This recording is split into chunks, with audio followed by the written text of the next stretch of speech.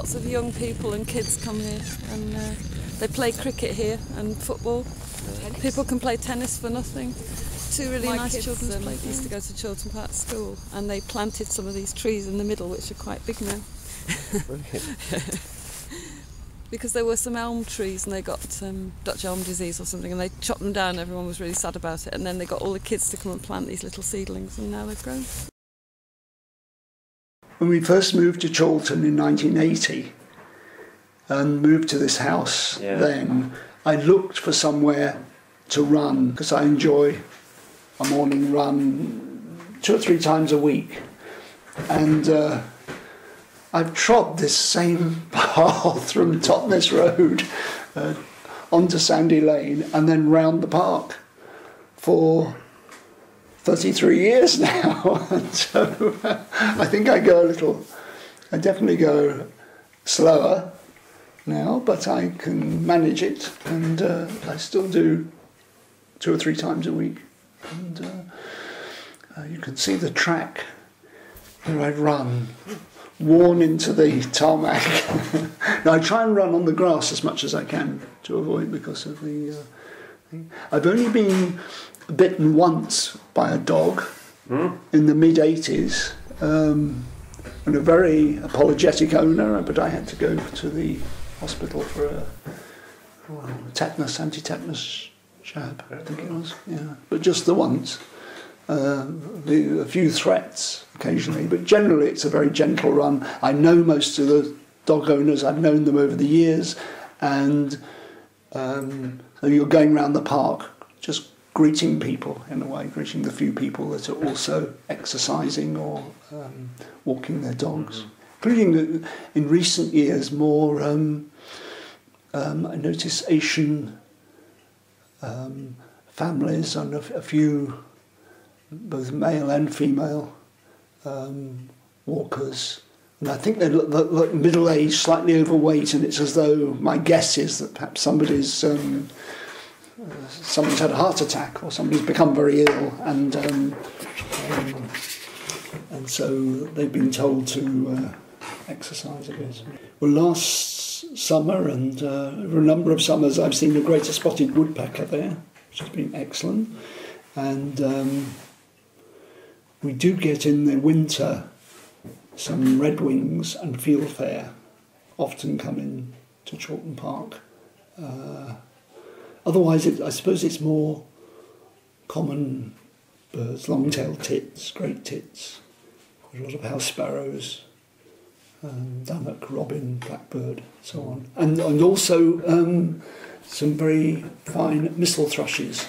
Oh. So they're rather handsome, and a pair of mistle thrushes occasionally you see over on the football field, out in the, exposed in the open. The physical side of the park has changed in that now on the facilities side there are really excellent tennis courts, and interestingly the tennis courts are left open. By that I mean previously, through the 80s and 90s, they were locked. You see, they were wired in and locked at night. Now, of course, this is an invitation to young people of our time, or some of them, to break in and break down. So, of course, it was always damaged, and the nets got damaged as well. So people would break in and actually mess up the courts. They were never particularly good. The courts are now beautifully done, but completely open. And I don't know the psychology of it. You could go in and break it if you wanted, but people don't. So it's as though. So I don't know. It's just an observation. The bowling green has there used to be a club. Used to see people there gathering to play Crown Green bowling, and that's now. That's finished quite a while ago. I think they couldn't get the numbers, and it's just being allowed to sort of wild over, if you like. And they have improved the swings and roundabouts, that sort of side. They've modernised that a bit, and a sort of big tyre and on a long cable and those sorts. So quite energetic for youngsters, and they're well used. I must say, it's very well used. The park. and a small wildlife area has been devoted. And the way they cut the grass is also different. They used to be very methodical about going all the way around, the trees right close to the trunks and getting all the grass cut. Now they allow the grass to go long in certain parts. Perhaps there's an ease in what you can mow, but it's also quite attractive because it allows wildflowers and so on to. So it's actually an improvement. Chorlton Brook goes through, and I've never seen a kingfisher there. I've seen one further down on Chorlton Meadows.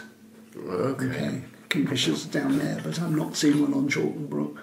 I'm not. And mallards are there usually, but not anything particularly unusual, I suppose, in terms of.